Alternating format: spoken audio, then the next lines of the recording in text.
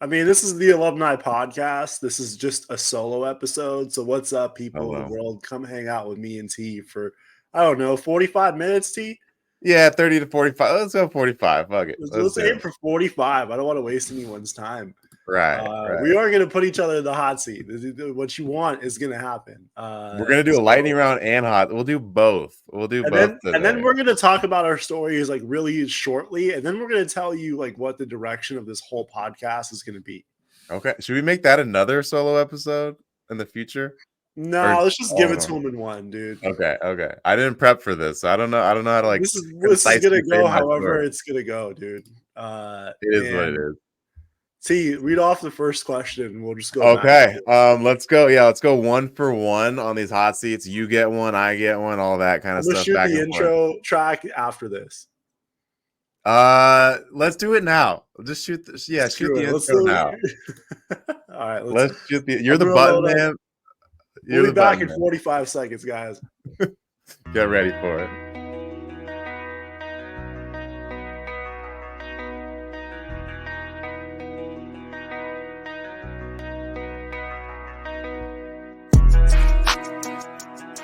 We the alumni, ripping it up while you were gun shy. Run it back, reincarnated, graduated and elevated. Past lives of fast times from our high school and beyond education. Take a listen, nostalgia's never distant. No disses on this track, we handle our business. NBA, JD, DPT, we got the stack. Hey Jim, it's time to bring our classmates back.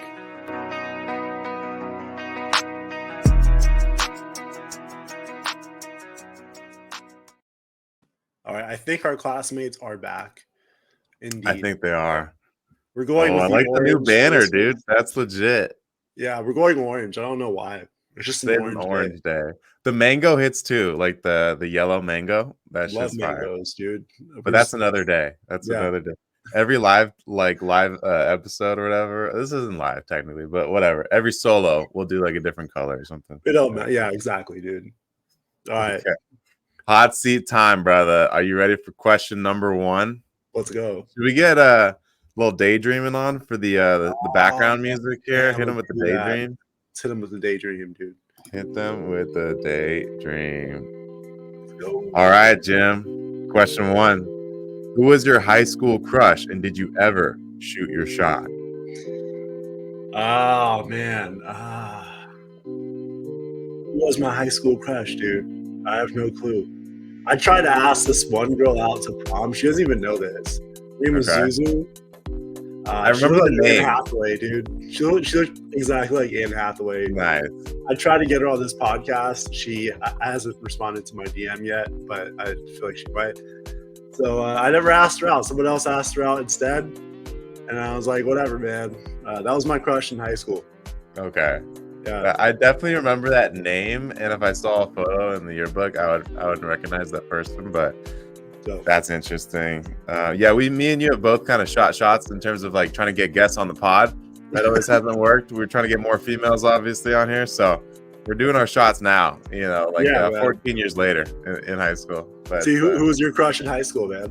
My crush, no surprises here, is Lucy Kano. That was the one since 7th grade. I forget. We were in John Adams together, right? So since middle school at some point. And did I ever shoot my shot? No, I did not. I was a extremely shy, introverted kid in high school, and did not. I wanted to ask her out to prom. Did not do that. My boy, my legend, Avila Santa, who we had on this podcast. Guys, honestly, we love him. He took Lucy to prom. I'll never forgive him, low key. No, it's totally fine. He beat me to the punch, and he manned up. I did not man up, so that was the one that got away. Lucy came. We missed out. We missed out. We're gonna share it all today. No holding back. All right. Hold back. Question 2, Jim. Again, normally our guests have 2 hall passes they can use. They can skip any 2 of these 6. Me and you, we got to go 6 for 6. We got to go solo, dude. We got to go 6 for 6. We can't skip nothing here. Question 2. Who did you have beef with at Samo or just didn't have a good vibe around? Okay. I have a laundry list of people I didn't Damn, like. bro. Okay. I'm actually surprised. there was a lot of people I didn't like, man. Okay. Jeez. Man, where do I begin? Some of them I'm not even going to mention because it's just BS. But I'm going to mention Alonzo Gonzalez. I don't know what was wrong with him. Okay. He had issues. Right. Okay. And I was a permit kid, so I was on my best behavior for sometimes. Right. But man, yeah, I don't know what he's doing now, but bro needs. I hope he's matured up a bit. Okay. Because he really needed to. We should totally like shoot, try to get him on the podcast. I would love to bring him on, especially if he's like a 30-year-old matured version. He was a cool guy. He was a great baseball player. And I'll just leave it at that. I remember Alonzo. I didn't like hang around him too much or anything, but we all kind of knew him because he was the big bad jock kind of guy. So yeah, dude. And Keelan Malone, I don't know what happened to him either. Okay. That guy also needed an equal amount of help. We went body in the back of Miss Felix's class while she was teaching class. Okay. Right. Damn. And during class, that's the class, like while it was going on. That's next level. I don't think I went. It was actually me, Alonzo, and Keelan. We would just go like body like every day. Like it was interesting. Ridiculous. I never went body with anybody, but in ice hockey, outside of any kind of school sport, club hockey, we would do what's called locker boxing. So it was club hockey, and so we'd get our helmets on, gloves on, and you just punch each other until one tapped out. So we used to locker box. I did that a lot, but I never like just went punching bodies in middle school, high school. But I don't recommend it for anyone, dude. I'm trying to think. There's only really one person that comes to mind in terms of guys that I beefed with, and I don't remember his last name. I'd have to get a yearbook out. It was Daniel. I want to say Daniel Lieberman, Daniel Friedman. There's a book I was Daniel Lieberman. So it's probably not that guy, but I know his first name was Daniel.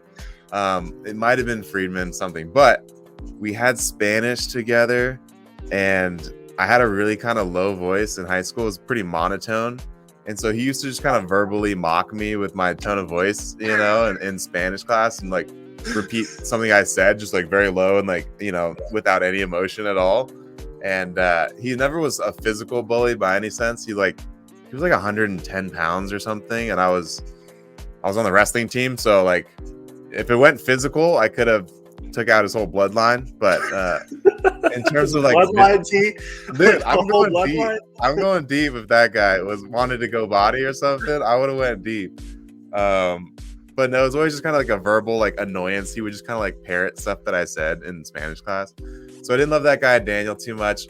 Shout out to him now. 14 years later, we should get him on the podcast. Yeah, see where he is. He had glasses, real skinny guy. I think he went to Lincoln, so I don't even know who that is, but. Yeah, his whole bloodline might get taken out. His whole blood. I'm going deep, bro. I'm going deep. Like I don't forget that high school stuff, dude. So. Question 3, Jim. Did you drink in high school, and why or why not? I didn't have a single drink in high school. Okay, why not?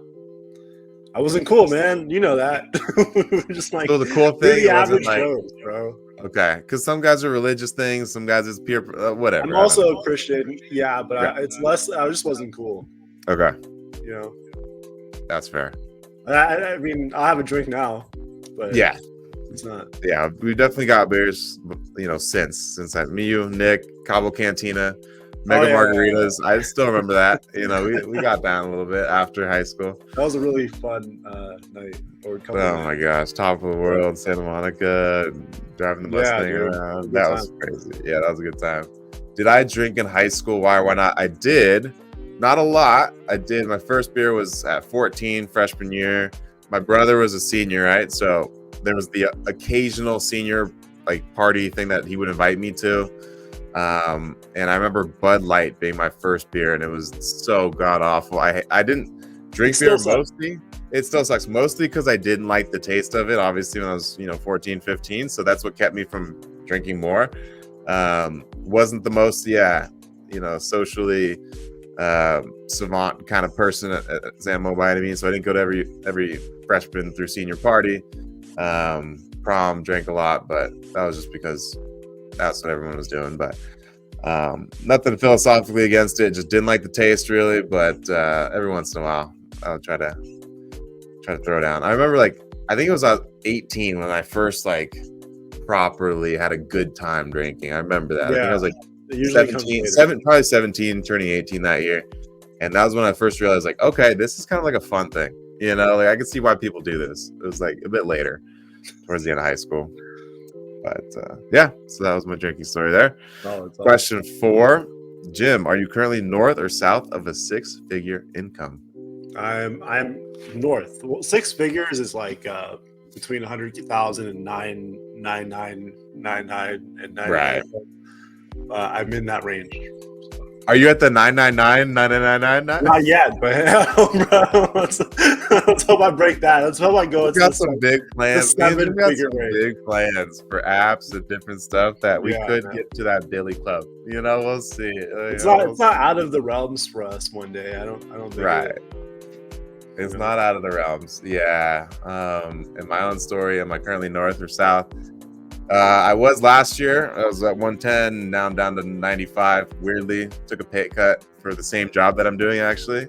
But my job is extremely, extremely low stress. So this job, I would take way less money to do what I'm doing now. But as it stands right now, yes, 95. So just under with side hustles, did some telehealth, physical therapy. Mm-hmm. I would be close. So definitely be close to 100. But yeah, not the moment. You can't put a price on peace of mind either. That's what I'm realizing. Oh my gosh, that's so right. That's what we're talking about. Just work-life balance, satisfaction. I could work in a private practice, outpatient ortho, treat 18 patients a day, and maybe make 110, 120 if I was sticking to it for consistently long enough. But no way. I'm working with the military now, and it's just way, way, way, way, way better hours, and the guys here actually give a shit. And so yeah, totally. I'm loving the job. I respect it. Yep. Question 5 here. 2 more. What was your most embarrassing or awkward high school moment, Jim? I told it during the BK episode. Me and Sam Wamba were doing this radio competition thing, and we were running across the baseball diamond. We were racing each other. It was 2 Africans racing each other. I love it. Yes. And we both ate shit. And then the guy was calling it on the radio. He was on the radio station. He's we're at Santa Monica High School, and this guy, Jim, and this guy, Sam, are racing each other. He's oh, Jim just ate. I'm dude, but I'm this is ridiculous. First of all, I scraped both of my knees. I think Aryon, when we bring him on, he'll remember this story because he pointed out, Jim, both of your knees are bleeding. I was yeah, they are. I don't know what the hell I was doing. I don't know what happened. And then the only thing I got out of it was a Rihanna CD that I just gave to my sister. There you go. Not all for lot. Yeah. And I don't know why I got that as a prize, but it was just embarrassing because it was on the radio. Right. Still though, Rihanna hit back in the day, so that's sometimes she still hits. I wonder if your sister still has that. Have you asked her? I'm gonna ask her for it. We're gonna look for it. You should have signed it. You should have autographed it. Be my knees died for this. I bled my own blood. I bled for these. I bled for this, man. I bled African Egyptian blood for this. Yeah. Sam was also hurt too. Yeah, Sam. Shout out to Sam. We're gonna get him back on the pod here. He's actually on Wednesday in 2 days. One of our next episodes. The legend, the Kenyan king. Absolute beast, Kenyan. He's one of the origins of Kenya Dream Team that me and Jim started here. So he'll be on the pod. My most embarrassing high school moment. I have a better embarrassing moment from 4th grade, but in high school, there wasn't anything that's super vivid. I wrestled in high school, like I just said. So you're wearing a singlet, which is spandex. You're wearing headgear, which is coverings for your ears, and it's just a really awkward time to be adolescence, growing up through puberty and wearing all that stuff, and everyone thinks it's homoerotic because you're behind guys and chopping them, and I don't know. It's an interesting sport. One of the toughest, if not the toughest sport you're ever gonna do, but it does kind of seem weird if you don't know the rules. And there's a reason the Greeks kind of get that rap of being a little homoerotic when they're doing Olympics naked and all that stuff back in the day, wrestling. So a little bit embarrassed to be on the wrestling team. But the better story was 4th grade, track and field. I technically didn't know my birth year until 4th grade. So I thought I was at 1992, right? I'm December 28, 1991. And there was a track and field like event, whatever, 4th grade. And so they round up everybody by their birth years. And so they're all like 92s. And everyone in my grade at 4th grade at Smash was essentially a 92 because I was on that cusp of being in either one. And so my parents put me with the 92s. So literally everybody, Tate Tucker, my best friend, everybody's a 92. They all line up with the 92 crowd, and I go with them. I just go with them. I run the races. I get a silver medal in the 400 and I think a bronze in the 100 meter dash. Solid. And then like 2 weeks later, they're like, not my PE coach, my track coach is like, oh, you've been disqualified. And I'm like, what do you mean? I'm like 9 years old or something. I forget how old. That's traumatic for a 9-year-old. Yeah. And she's like, you've been disqualified. I'm like, what do you mean? She's like, yeah, you ran with the 92s. And I'm like, yeah, I'm December 1992 or something, 28th, 1992. She's like, no, you're 91. And I was like, what? And I was just like so shocked and so like, so by 4 days, technically, I was running with the wrong. What if you were born 4 days later? Right. would you get to keep your medals? Like, I don't understand. I guess I would have. 4 days later, I'm keeping those medals and no problem. But because of that rule, I lost the medals. I think I kept them. I was a 4th grader. But they disqualified me from like going to the there was like another competition in like 2 weeks and they wouldn't let me run that one because I ran with the younger kids, so technically didn't know my birth year until I was 9 years old, I guess. That's pretty embarrassing, I would say. Yeah. Okay, last question here. Last hot seat question, at least. Jim, did you have your first kiss in high school? And if so, who was it with? I think it was middle school. Okay. And I sadly don't remember her name. Not truth or dare. Not truth or dare. Like they wanted to kiss you, you wanted to kiss them. Let's go with that.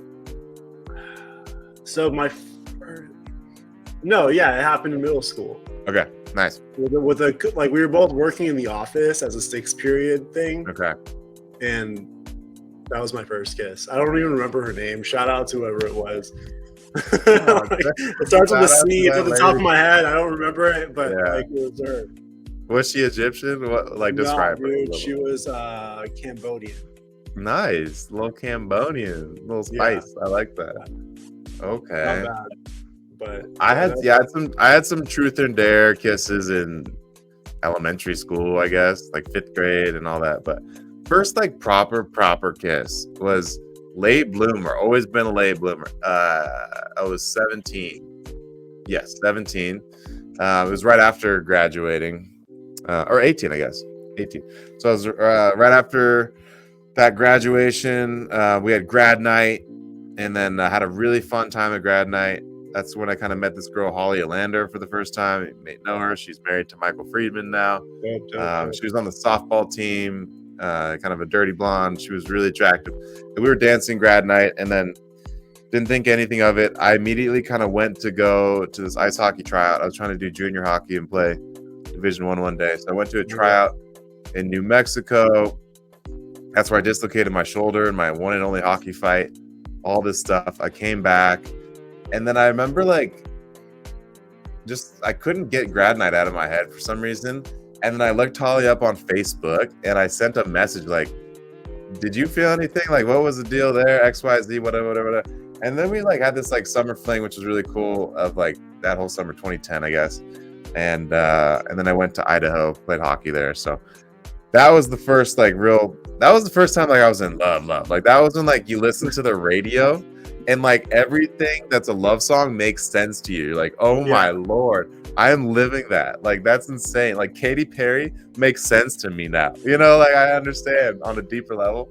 So that was the first time I was in proper love, all the endorphins, everything crazy. First proper kiss, all that. Holly Lander. It ended fine. She went to New York to art at Pratt University, and then it kind of fizzled out after about a year. So she's happily married with Michael Friedman now, so that's good for them. But I do remember that, and that was right after senior year. And dude, that is much better than my story. Some random Cambodian that you just fucking whacked with, dude. I love that. It's hilarious, dude. Oh my I didn't god. pull out my yearbook to show our yearbook pictures. We'll Just do that eventually. We will do that. we'll do that eventually. And should I take us all the way back to June 2010, where the Lakers were playing in the playoffs, Ooh, you should. and they beat the Boston Celtics, winning Kobe his final championship. I think he won one after that, to be honest. He I won think it- he won in 08, and I think he No, won his in like last one was 10. in 2010. No, Yeah, I was think it he won 2011? 08, and then he won in 10. Yeah. He got 5. I think he got That's 5. right. He had 5, and I truly believe his last one was in that year. That was Yeah, that me was too. it. Yeah. Right. But then, we went to grad night. We hung out together at grad night. We had a good time. Grad night finished, and T went to go play junior hockey, right? Yep, I did. Yes, indeed. Then I started a course of education. Mm-hmm. I'm going to go first. Okay. My story is a little boring, okay? I had some complications pretty much after graduating. My mom got sick. I bounced around a little bit. And I decided a track in college to go to law school, right? Yeah. But, and I'm just kind of summarizing my story quickly because I want time for other things. But one thing that me and Tyler always talk about on this podcast is we didn't know or do enough research while we were in school to decide on the path of education. For instance, like I think I got into UC Davis in high school, never considered it, don't even know why I applied to it. Right. Wasn't going to go to Davis, California to study. If my intent was to do a great agricultural program, I could have went to UC Davis and it would have been awesome. Mm-hmm. And that would have been what I wanted to do. And boom, that's it. Right. But what you want to do dictates your path. And I didn't know that in college. But I decided on law and I went to law school. And I got to say, like, my experience in law school, wasn't so bad. Like, my experience in law school, it was tough. My law school almost shut down while I was there.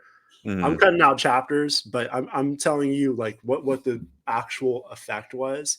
Right. Is when I was in law school, I discovered that one, lawyers can make a lot of money, which was one of the things that I'm actually grateful for being in this profession. Right. And two, they do get proper respect, Mm-hmm. but there's also all types of different lawyers. Yeah. Okay? There's a lot of different ones. I had one professor in law school. He asked the class, like, how much does a first year attorney make? And no one knew it. So I just shouted out 100K. I don't know. Mm-hmm. He was like, Right. all right, come on, 100K, cool. Some people make below that as their first job. I made below that my first legal job. Right. And then he's like, all right, 5 years in law, how much should you be making? I'm like, what the hell? I was like, no one knew. And I wasn't even going to shout anything out. And he wrote somewhere like between 150 and some like high number that everyone kind of looked at each other about. He's like, Right. all right, 10 years in the law, how much you should be making? And then everyone just kind of looked around and like, all right, well, we want to know. Like, tell us, like right now. I want to know 10 years. I'm trying to figure it out. And he was like 1 million plus on the wall. And then he dropped the freaking Sharpie. And let me tell you something, see. Professor's name is Jason Blonska. He's a smart guy, right? Is he the smartest professor I ever had? No. He has a firm, and his story is long, and I'm not going to repeat it. But basically, he worked at this kind of mom and pop shop lawyer probate firm, and instead of, I think the couple that was running it sold it to him or gave it to him, right? So you got a full functioning firm, which is a golden ticket. Right. And he does pull in $1 million plus a year doing what he does. And it's pretty awesome. Right. There's stories like that in law. It's really great. And then there's stories where people just work in nonprofit. They make their 100K plus a year and they fight the good fight. That's also part of it.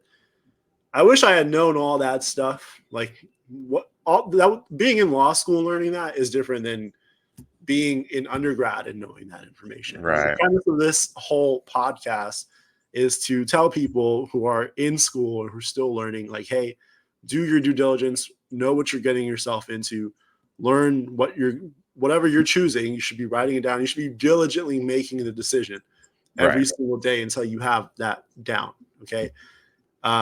That's the whole premise of this. Long story short, after a lot of struggle, after a pandemic, my school almost shutting down, my Mhm. parents' health struggles, I finished. I became a lawyer. I'm almost 5 years in ish. I'm That's doing crazy. much That's crazy to say, man. We're both like 5 years in now. That's like, crazy. wow. That's time has flown, dude. It's Yeah. flown by, and I feel good. I feel better than when I first started. When we first Right. started, me and T were talking, and it looked like we were getting. It was like we were down by 30 if we were playing a Right. basketball game. Uh, Exactly. that's how it felt. And now 5 years in, my perspective has changed. My view of different things kind of grew. And I just want to leave this before I pass over to UT. Is Mhm. when me and T were talking, we kept comparing our paths to other paths, right? Like Yeah. if we didn't take this path, we would have took this path. Right. Shout out to Nick Becerra. I think his decision was correct, right? He jumped right Mhm. into the workforce, police academy, and he's doing really good, in my perspective, right? Yeah, I think so. He has a home, he's married, he has his first kid, awesome. Right. But I can tell that being in the force kind of warmed down a bit, Right. right? For Just sure. like anyone, right? Yeah. And I love Nick. I'll bring him on here 100%. Right. Anytime, 2 times, 3 times. His stories were crazy. Yeah. But I'm not sure what path is correct. I knew that path was correct for him. Right. For me, maybe this is actually the right path. I Mhm. happen to be very entrepreneurial. I have a lot of strange ideas that Yeah. I bring into fruition. Which is a little. T hears them all, and he can vouch for that. Right. And even got T to start doing it on his own too. Your entrepreneurial spirit has worn off, brother. That's for sure. Yeah, it did. It did. But, Yeah. yeah. But the point is that whatever path you're on, the story is not finished even 14 years after high school. No way. Yeah. That's what I've learned. That's a good point. That's a great summary. It's actually in a lot of ways for a lot of us, it's just beginning. Yeah. And I'm on the next chapter and the next chapter, and I have what I want to accomplish in the next 3 years written out, Right. identified. And the clarity after finishing school, though, Mm. is what led to this podcast and Yeah. what led to the next ventures. Like school sucks up a lot of your brain power. Yeah. And, can actually delay people in certain ways. So being really sure about your education, knowing what path you want to take, finding people who you want your life to look like, that's all part of this whole process. And that's all really what this alumni podcast is all about. And I'm done here. I'm going to pass it off to you. That's legit, man. That's awesome. I think having this as a platform just to be like this podcast, really what I'm realizing is kind of just like a thought tank. I don't know if that's the right word. Think tank. I don't know. It's just like a bouncing off of ideas of like checking in on what we're doing, our jobs, what other people in our class are doing, their jobs, their path, what they've learned. So it's kind of like, it's housed in this idea of like reconnecting with alumni, but a lot of it is just life lessons and like business. So it's not just, we kind of want to promote the idea that this podcast really isn't just for Santa Monica alums, like we really want to start to, and if there is other feedback and comments of how we can broaden this out and kind of make this maybe a little bit more career focused or like, that kind of stuff. And for people up and coming, like Jim was just saying. So our goal is to make it really kind of bring people in. We have that kind of shtick of like, oh, this is our Santa Monica High School page, and these is what our classmates are doing. But everybody has been to high school. Everybody's got that, curiosity of what their old classmates are doing. And so this is the same. This is a microcosm of what every audience member listening to this podcast is thinking and experiencing. This is a subset of your high school's, venturing out into the world. And some are lawyers and some are doctors and some have regrets and some are police. So this podcast is for everybody. It's not just for the Santa Monica community, although that's how we're initially starting as our premise, I guess. But we do want to broaden it out to just everybody trying to take advice. But hopefully we'll eventually have young high school seniors or something like that coming in and listening, or having them as a guest on the show, and we could talk to them about things we've learned 14, 15 years later from high school. Absolutely. So big plans for this show. And I love the idea of me and Jim now having kind of, like we said, entrepreneurial ideas outside of this. But this is going to be a mainstay. Like me and Jim I have a very long-term focus for the Alumni Podcast. Like I'm talking decades. Like this is just a fun hang. Like this is something we'll be doing this for a while. There's a very famous YouTuber, Ali Abdal, that me and Jim both like. And he was talking about, businesses that succeed and don't, and the strategies that you can have that work. And he said one of the most underrated strategies is called the last man standing. So that's simply the people that don't get discouraged by low view counts and whatever XYZ. They just show up, they turn on their camera, and they vlog and they blog and they write. And they do that twice a week, every year, for 5 years, for 7 years, for 10 years. And they get discovered, and then they blow up in the 20th year. And it doesn't matter because they've been enjoying the entire journey the entire time, right? So I think if me and Jim play this kind of last man standing technique, where this is going to be our way to kind of reconnect in terms of what's happening in our business world, our careers, our passions, what's happening in our classmates' careers, business passions, life lessons. This is going to be a house that we kind of come back to and just knock on the door and open and have discussions all throughout how we develop in our 30s. I think this is going to be an awesome project looking back, and hopefully you can stick with us, on the ride. So that's what I have to say about your story before I get into mine. But anything else you want to say right there? No, man, you summarized it perfectly. And I can't wait to hear your story again. Yeah, so I'll do again like a 5-minute recap. Jim did get it right. So graduated high school in that June 2010, and then I kind of immediately was pursuing this. I had already deferred enrollment at the University of Denver in Colorado, wanting to play Division I ice hockey there, NCAA men's hockey, and so that was the goal. Deferred enrollment, academic scholarship there, so I was like pretty set on going there. But you have to kind of play junior hockey to get that to that point. Growing up in California, it's extremely hard to do that unless you're going to move out of the state. I should have probably done that earlier when I was like 14, 15, if I really, really wanted to go to maximize that career. I stayed at high school, stayed at Samo, and then kind of went after, right? So you can play juniors till about 21 typically, and then you have to go either into like professional sports, like professional junior hockey, where you're getting paid like leagues in Canada, or you can go, into the kind of collegiate system, right? So I played 2 years in Idaho, initially tried out for this team in the NAHL, which a lot of guys can go D1 into. That's where I got injured, dislocated my shoulder in my one and only hockey fight. So that was interesting. And then got up. I wasn't bleeding, so I thought I won the fight. And I was like, oh, this is great. And then I got to the bench, couldn't lift my arm. My arm was just dangling by my side, dislocated, right? So whole thing. And then found a coach that was at the tryout. He's like, I have a team in Idaho. Would you like to play for me? It's tier 3, so one level below. A lot of guys can go D3 from there. I went, just shooting my shot, whatever. Played in Idaho for 2 years. We had a great team, went to nationals, won our league. It was a really great experience, to be honest. And then I went to Denver, and at that point, it was kind of obvious that I wasn't going D1. Went to Denver, undergrad in biology, business administration, psychology, and I was kind of on this pre-physical therapy path, right? My whole family was in healthcare. Brother's a physician, half sister's an athletic trainer, mother's a nurse, orthopedic pediatric nurse, and father was a firefighter paramedic. Younger half sister is a journalist. She's the only one that was in the medical field, but pretty much like 5 for 6, so pretty close. And I had an idea of what that life is like. Again, kind of fortunate to see my parents have such stable jobs during the 2008, real estate financial crisis. They went to work every day. My dad kept going into the fire department. My mom kept going to the hospital. So like, I got to say, like, I had my life on easy street because there was no change in my pace because of the 2008 meltdown. Right. So that kind of maybe had a part of that as well. Of like, healthcare is always going to be there, right? You're always going to need doctors, nurses, all these kind of people. Everyone's always going to get injured. So I think I say that to say that I wanted the most stable path. I was like, what's the most stable path? My whole family did healthcare. Fuck it, I'm going to do healthcare. I did have an awesome physical therapist kind of rehabbing my shoulder up after my dislocation. So really respected the guy. He had a really deep knowledge base about anatomy, physiology, all that kind of stuff that I liked. And so that's kind of what I wanted to do when I went to undergrad. fast forward into grad school, I went to San Diego State for physical therapy. Very tough program, very worthwhile, amazing city. Loved living in San Diego for a couple of years.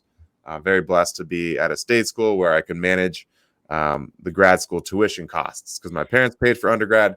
I paid for grad school. Luckily, I had somewhat of an inheritance going into that, so I wasn't completely screwed, or else I probably would have done a slightly different route, right? So I had money going into grad school. Still had to take out, $20,000 in loans. But that kind of, in a way, I needed to bring that hardship upon myself in a weird way. I also had that thing of like, my life has been on Easy Street for a lot of reasons. And I grew up in Santa Monica, stable household, 2 parents, no divorces, no like amazing, like tragic deaths near me or anything, right? When I was that age. Later on, aunts and stuff passed away, but not at that time. I had this huge inheritance going to grad school. I was like, I don't know. I feel like in some part of me was like, I need to take on debt to like learn how to be a proper man and like move out of the house and all these kind of things, right? Again, that's probably stupid and just I didn't need to do that, but ended up with a $20,000 federal loan. Totally manageable. PTs can make, like I said, 6 figures, and that's not unreasonable, so you can pay that back. Bounced around clinics in Santa Monica and stuff like that for about a year. Did travel physical therapy, bought an RV, still live in a travel trailer today, so that's really cool in a lot of ways. And then did some travel physical therapy in Redding, California, and then found a job on Indeed for the military at Camp Murray, Washington, Air National Guard, part of this new HPO Human Performance Optimization team. And that's when I kind of really found my swing. I love this job currently, right? So me and Jim, during the pandemic, during 2020, early career, we'd talk on the phone every week, walking and stuff, and we'd be like, dude, do you like being a lawyer? Do you like being a PT? No, I hate this. XYZ, my boss stinks, and all the things, right? Of the new career, imposter syndrome, all the bad things that can happen, right, when you're young. Mm-hmm. But like Jim, I'm kind of seeing the light. I've kind of got some stuff I'm working on as well that I'm very excited about, other projects. But the guys here have been awesome. The work-life balance is incredible. I got to ride in a Chinook helicopter to go to their drill in Oregon last summer in August. So got to wear the full regalia, go like, Rambo mode, run up to the helicopter, like act like the dudes were shooting at me just for my own like fun, so getting to ride in a military helicopter was like a life experience I'll never forget. So just your average civilian PT is not going to do these things that I'm doing. It's awesome, right? I got to take part in a lot of their drills and all the stuff around base. And it's just, they bring you part of the team and they treat you like one of the guys. And I couldn't be more thankful for the job that I have now. I've been here since January 2023.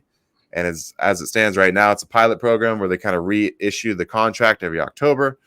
So that's kind of the catch, right? It's not like a long-term stable job. I could have no job in October, right? So that's the risk reward that I'm trying to play right now. And that's why it was fortunate that I lived in a travel trailer because I could just move right up with, plugging into the new location and move very quickly from my previous job in California. So that's where I am now. Like Jim, talking to Jim all the time, this guy's got a wealth of entrepreneurial spirit and passion and energy. And eventually it kind of wears you down. Jim started like, I'm generally more introverted, more like I said, I want to do the stable path like my parents. I want to do healthcare. I'll always have a job, XYZ, right? And I do like my job now, but I could see a future where I'm producing this thing that leaves a longer legacy that is fitness related. It's competition and community oriented. And I would love this to be my stamp on the earth, like being in physical therapy is a cool, I could say I got a terminal degree in my field. I got a doctorate in physical therapy, the farthest you can take it, right? So I could tell my kids that, my grandkids that, like I did my best, right? But I think the ultimate legacy, will be this other project that I'm working on now. Just drop the name, dude. There's an Instagram page for it. Just drop the name. It's called the Triumphant Challenge. So it's a play on the word triumphant, to be victorious in a contest or war or competition. So it's the Triumphant Challenge. And it's essentially what my life has been. Since 2019, I've been doing these lifestyle experiments where... Is that it right there? Triumphant. Where are you? I can't see your screen. No, the banner at the bottom. Oh, there's a banner. Let me see. That is it. Yeah. Play that. There it is. Triumphant Challenge. So triumphantchallenge.com. That's my way of combining altruism, physicality, and physical challenges, community, all these kind of things, right? So essentially what I've been doing. So since 2019, I've been doing month-long challenges. At least during that year, I did. This whole year, I'm doing federal holiday tributes. So MLK, Juneteenth. I just did a Memorial Day Murph workout for that. A fallen veteran in the 2005 Iraq war, basically. So this whole year, I've been doing these challenges. And so now I want to bring other people with me. I want to create this thing where we all do these competitions together. There's an entry fee. And then I'm going to donate 10% of the proceeds to Give Directly, one of the most impactful charities that I can think of, because they just kind of are assisting families directly in need. So it's this kind of long-standing thing. Again, there's going to be more rollouts, and we'll talk about it more in the future. It's going to kind of launch in January 2025. So I have about 6 months to kind of build a following and all that kind of stuff. So trying to get a website up and all this kind of stuff. Jim's got an awesome project too. He's got this dating app he can tell you about in 1 second here. So we and him kind of have these ideas bouncing off each other. And I just see my 30s and 40s in a different way. You know, when you're working for somebody else, you can only get so passionate about working for somebody else. There's going to be kind of a stopgap, because you're working towards somebody else's vision. Every day you can work as hard as you want, but there's going to be a ceiling on what you can make, because someone's going to tell you what you make if you work for somebody else. Absolutely. That's what Jim's kind of taught me. So if you kind of start your own project, something you're actually passionate about, maybe we have the best of both worlds, where we have stable jobs that bring in good enough incomes, where then we can go set up our own passion projects on the side, because we have this ultra stable and theoretically ultra stable job on this as our main thing, right? So until we can get that off the ground, maybe rather than just going straight starving artist mode when you're 18 and trying to bet it all on that, exactly. get a career first, and then do that and try to do best of both worlds. So maybe we are both blessed to be where we are now, because we've chosen the delayed path that kind of set us up in our 30s rather than set us up in our 20s, like Nick Becerra, who did, Police Academy, that kind of thing. So it's not necessarily that one's right or wrong. I'm just saying I'm a little bit fortunate that I have this kind of, steady career field, but then I can also work on these other things outside of that as well that I'm really, really excited about. Yeah. Unlike other people on the internet, we don't try to sell you our stories. Like, we don't care. Sure. Like, we're just trying to set up like certain things that we think are impactful in people's lives. Like, fitness is important. And if there's a money reward in working out, I want to do that challenge if I think I can. Or it might be fun to just do something with my friends and see if we could do it. I think that idea from T is like basically what he's all about. That's what he's been about for his whole life. So it's the identity portion is all there for you, bro. Right. And, it's definitely in one-to-one alignment. Like, this is my whole life. Very has aligned. Been very aligned. Mine is not very aligned, but it's a need that I see is out there. Ooh, look at that banner drop. It's the first time I've ever mentioned the name of this. I've alluded to it. Hot. It is not a dating website. It is anti-dating website. There's an Instagram page for it. There's a website for it. And I'm not going to talk about it just yet. Okay. I'm not going to talk about it just yet because the app isn't finished. It'll be done at the end of August. And it's a social experiment to see what if there are parameters around some of the biggest fears that people have. Right. What if there is a way to resolve something that is an age-old issue that no one has found a solution to? Damn. It's something that is revolutionary if it's accomplished correctly. Yeah. Or it's a shitty story I'll tell when I'm in my 70s to some young whippersnappers. No matter what, it's going to be interesting. At a park one day. Whatever it is, I'm not losing anything by telling the story and doing it. Right. And, it's also pretty exciting for if I can get the traction behind it. Yeah. And I'm choosing to do this without any funding. So this is going to be a ride. And, once it's ready, I will talk about it on this podcast. Okay. There's two things we have to do before we hit the lightning round. Okay. What's that? One is who is your favorite guest so far? Ooh. Go ahead. Oh, man. I was going to say Connor Vance, but honestly, I can't get that guy back on our show. We did him in the Riverside era, and that episode is not usable But honestly, Connor Vance is, maybe I'll send this to him as an extra like incentive to come on. But he's got the best story, man. He's so cool. He's just so down to earth and chill. So I'm really hoping to get Connor round 2 in StreamYard and get him properly on this podcast. But he was one of my favorites easily, I would say. What about you? This is going to sound like a political answer, but I'm going to be really honest. All of them have given me something that from their interview when I watched it back, or I was like engaging in it, that blew my mind. I mean, like where people have gone and have done certain things, and everyone's story is so different. I got like How to Be Meticulous from Madeline Mann. Yes. I found joy in just talking to Mikey Smith. I don't know, like I just enjoyed it. Same joy I got from talking to Nick Becerra and hearing his stories of being a cop, and Raquel Aragon. Like we didn't know her, like we knew her, like she was in our class. She's the secret MVP. She is such a good person. I didn't know she was such a good person until we did this. Man. She's freaking cool, dude, and she has a PhD. And there's so many people we want to connect with out there. Cooper is a trooper, man. Like he was a trooper. He came on twice for us because the first came on twice for us, rocked. Dude. And he told his story the second time so succinctly. It was amazing. Jesse was a great episode. Jesse's the man. I really love that, and I don't want to leave anyone out, but every single person that came on, was amazing. And we figured it out from episode 1 until now. Right. Like we have a much more structured approach. Also, shout out to Mitch Goose, who came on class of 1969. 1969, our first guest outside of the 2010 realm. Yeah.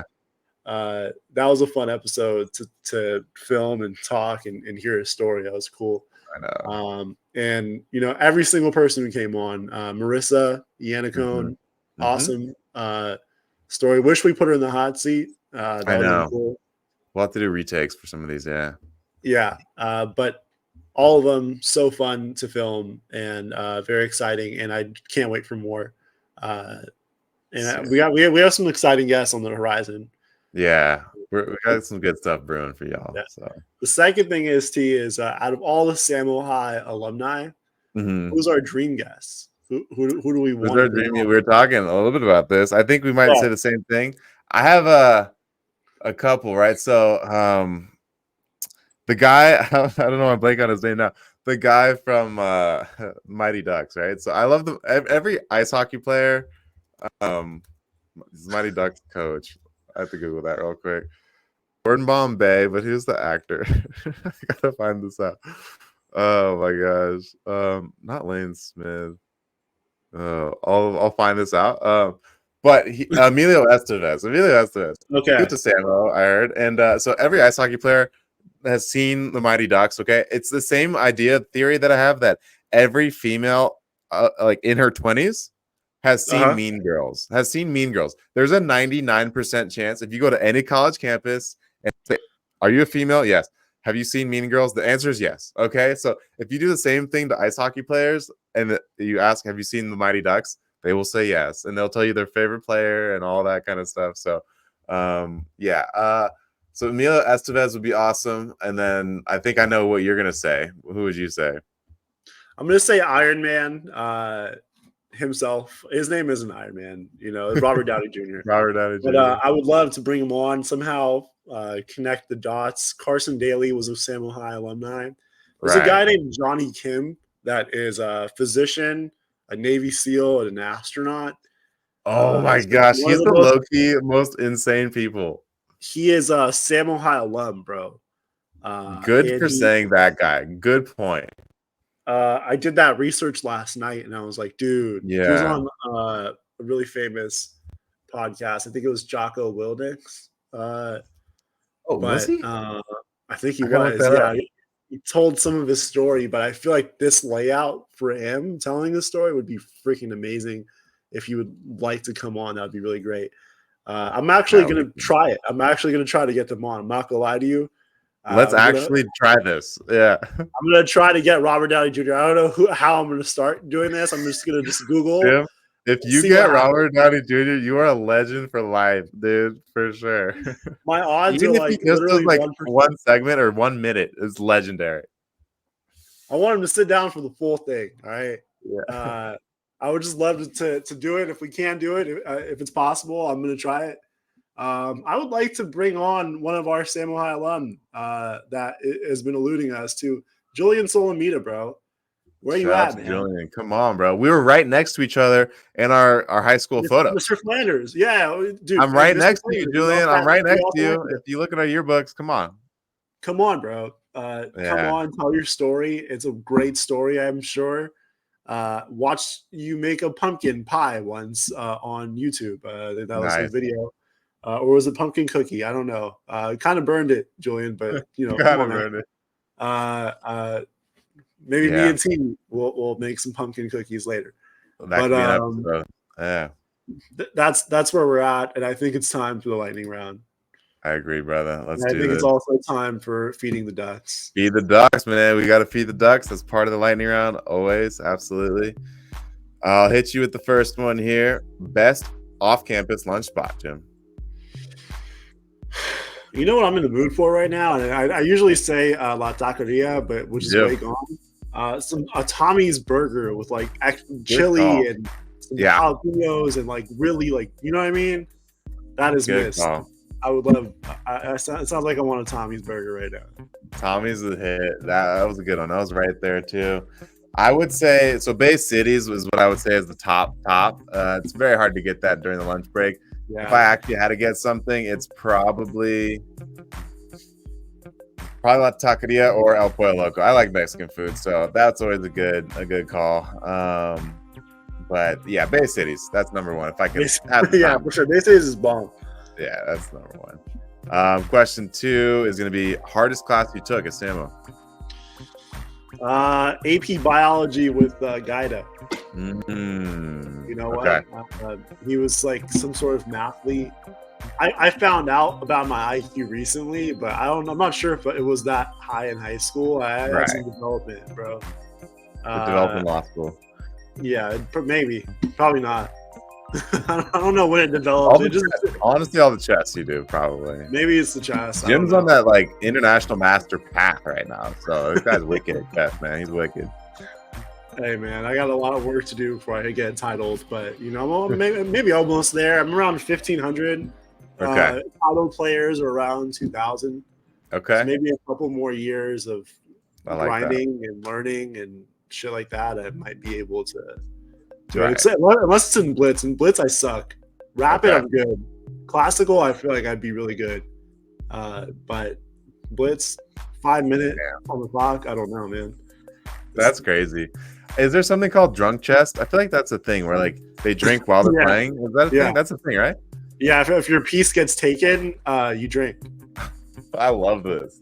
Yeah. That's awesome. And then it's like, it comes with shot glasses, and the pieces are the pictures on the shot glasses. Oh my gosh, this is epic. Because I know there's like beer miles and stuff like that where like you do a lap and then you have to chug a beer 4 times, so fastest mile, but so like there's always beer with every competition. I figured there had to be one chess. That's hilarious. I haven't done drunk chess yet, but I probably will one day.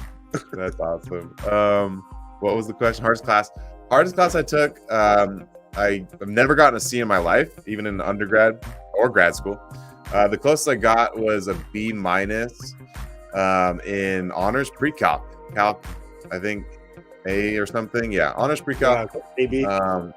That one just didn't. It stopped making sense halfway through. It just stopped making sense. Nothing going on there. So it dropped down to the normal calc class. 100%. Joke. I forget my teacher, but it was a total joke. So that one's kicked my butt. But favorite class would have been AP Stats. Hashtag get Tipper on the podcast. I'm trying to get Jeff Tipper on. He's a legend. I'm gonna get him on. I keep messaging him on Facebook. So Tipper, you're the best. AP Stats. I got a good score on that test, 4, which is the only 4 I got all my APs. So you did a good job, Tipper. Thank you. Yeah, you did a good job. Okay, lightning round question 3. Which year of high school would you most like to relive, young Jim? Take me all the way back to freshman year. Dude. Damn. Okay. Let me just restart the whole clock. Restarting the clock. I go to Harvard. Oh, I'd probably do some other. I don't know if I'd be a lawyer, so maybe a doctor. I don't know. yeah, You that's know, cool. I just restart. Knowing what I know now, I feel like I'd reach high. You might be on the Clippers now if you could restart. Dude, if I could restart, I might be on the Clippers. You might have tried out for the team, and then you would be on the Clippers right now. If that's the case, put me back in the 8th grade, and let me start doing some squats or something. Some wind sprints. You'll be on the team. Yeah, dude. Which year? I would like to relive. I think junior year. Junior year was like very chill for me. Yeah, I just finished wrestling, so I had a lot more free time.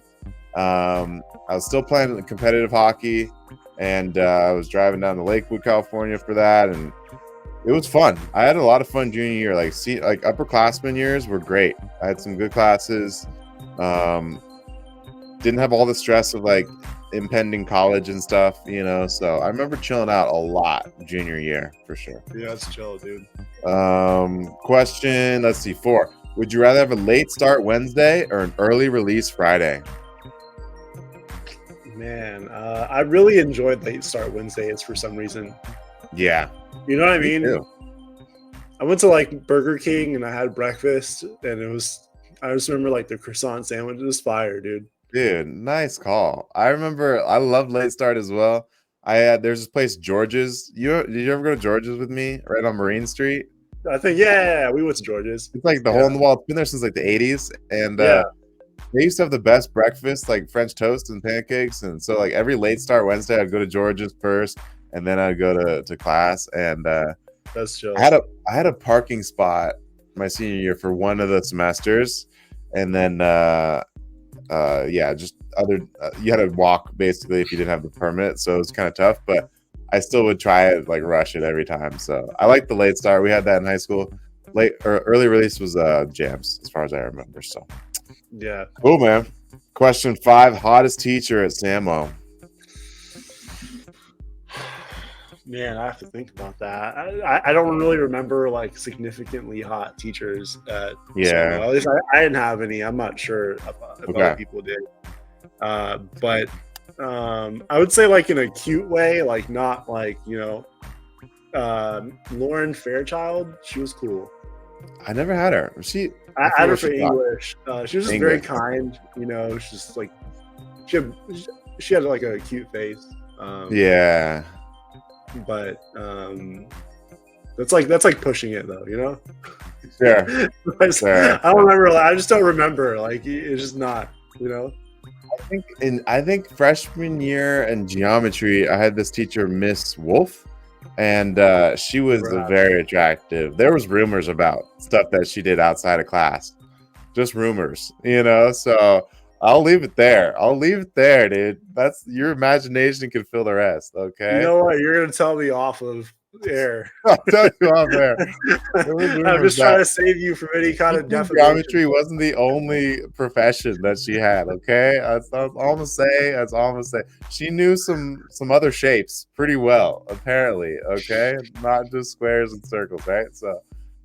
Miss Wolf, geometry, shout out to her. Yeah. Shout out to Miss Wolf. This is a rock star episode. I love this shit. This is a great idea. Okay. Last lightning round is, what song from our high school era is still on your playlist today? You know what? Maybe not exactly our high school, but maybe middle school. I was listening to Sean Paul today.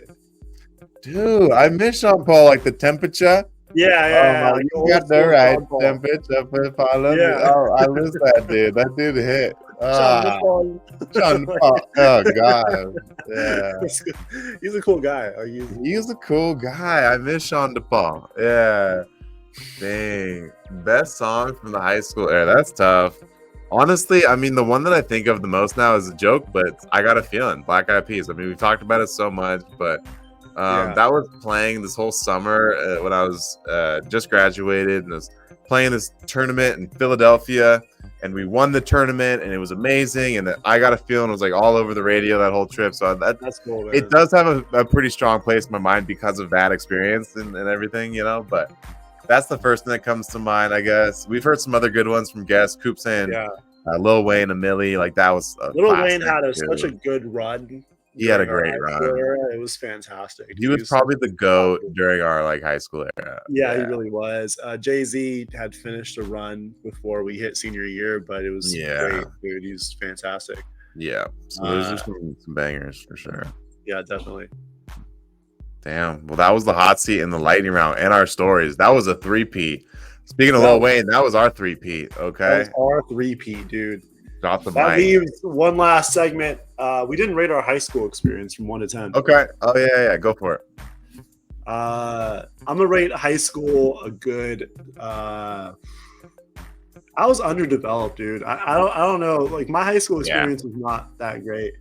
Yeah. In my opinion. I made some good friendships. I mean, we weren't the popular kids, Steve. And doing this is like we're not. High school wasn't our king era. Like not a king. We I was moved a king. after high school. Elementary school, I was a king, bro. In Smash, I was a king of that campus because I was older, so I could dunk on the playground thing. Like I was the only kid. Me and Tate Tucker, he could vouch for this. We could dunk on the jungle gym. No other kid can do that. They're like, how do you jump that high? And then like I could do like a 360 dunk. I thought I was LeBron in 5th grade. I was definitely peaking so early. It was Tate can verify this. We'll get Tate Tucker on. I promise. Dude, I'm gonna give high school a 6. I was gonna say 6.5. I didn't, especially the first 2 years. Like I had like bad acne and just like very self-conscious, insecure. My voice was cracking and shit. Dude, I was a 6.5 like first 2 years. I would say I was probably an 8 junior and senior year. So maybe it averaged out to like a low 7, like 7.3 or something. But like yeah, I'll say 7.3 overall. But I'll say like for a lot of it, it was like a high 6. Not great. Agreed. Yeah. We're actually the lowest scores of. I think so. We're doing a podcast about high school, which is totally random because we created this podcast, and you would think that like we're like into this whole thing, right? But we're actually just we love people's stories and we love themes, and the Alumni Podcast is a theme of our lives when we met. So we're starting at high school where we met all of you who are coming on and. Where we met. So this is the plug. This is the final thought segment. T, you go first and I'll close it out. I mean, we kind of did our plugs, right? So I'm starting this thing called Triumphant Challenge. It's going to be on Instagram. It's already on Instagram. It's on YouTube, Facebook page, all that kind of stuff. So if you want to follow what I'm doing with fitness meets altruism, meets competition, meets community, all these kind of good things that I got in my life, it's going to be on the TFC, Triumph Challenge. So that's my big plug and the main thing I'm kind of working on right now. What about you, Jim? Fantastic. I'm working on reverse dating. It's one of 2 projects that I'm working on right now. And I'm going to leave the floor with this. This is the summary of my story, just succinctly. Always try to figure out how to improve yourself, even if you are top tier. That's how you reinvent. That's how you stumble upon something that is cool and adds to your life. I stumbled upon chess late. I stumbled upon entrepreneurship late. I was a late bloomer on everything, but I think the one advantage that I might have in life is that I will continue to explore and find things and try things that people write off or don't really look at. And I have no shame in that. I'm going to keep doing it because I feel like it's the right thing to do in this one life that we live, is always try that new thing that you want to try. Yes. T is doing jiu-jitsu.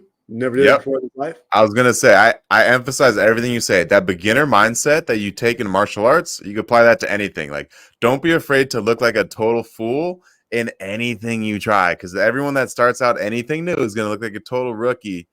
And just you have to push through that humility and that like phase of just suck to get better at anything, any hobby you want to pick up. So teaching or learning martial arts and jiu-jitsu has definitely taught that, because you're getting smashed the first 6 months of everybody's career, and then you kind of learn how to protect yourself. So that's another thing I've learned, I guess, for final plugs, is like, if you're not where you want to be now, like kind of got to keep grinding for a bit, and like you might push to the other side. I think me and Jim are kind of pushing to the other side in our careers of what we like, and figured it a little bit out. But sometimes the first little bit and that really of anything is going to be tough. That's the hardest part, probably. Totally. I tried surfing. I never tried surfing before that. It was a lot of fun.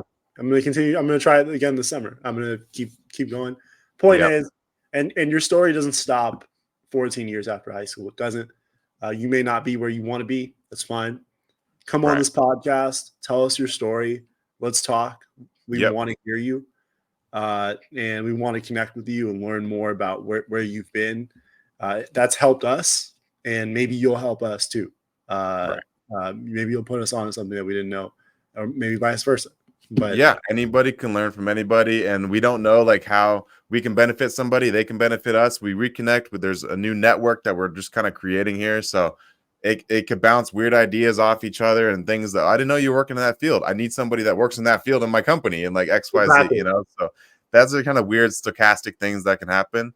And I also kind of want to mention, these are the signs that actually Jim got us. So no one can read these because they're so, blurred out or whatever, like saturated out because of the lightning, the camera basically and the lighting.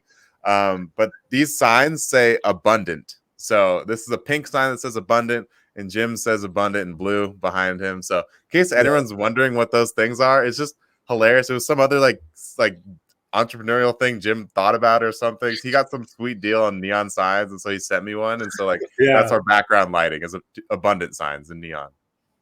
It's a cool sign. It's a cool sign. It's dope.